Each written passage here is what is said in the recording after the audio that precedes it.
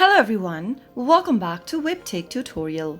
In today's video, I'll be guiding you through a quick and easy step on how to download Google Keep application for your Android device. So let's go ahead and jump in right into the video. First, make sure that your Android device is connected to a stable internet. Next, open your Play Store. Now go to this Google Play Store search box and type in Google Keep and search. Soon after you do that, you'll need to look for this application that says Google Keep Notes and Lists from Google LLC. Simply tap the install button to begin the download process for the application. Now wait for the application to download and install, which might take several minutes in order to get it installed and downloaded. Once it's done, tap on the open button to launch open Google Keep for your Android phone. You can now go ahead and log into your Google Keep account using your Google account's credentials. So that's how you can easily download Google Keep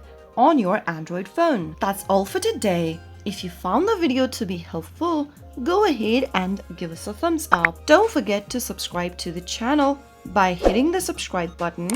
Also press the bell icon so that you'll never miss another upcoming upload from us. I'll see you again in the next episode. Goodbye till then.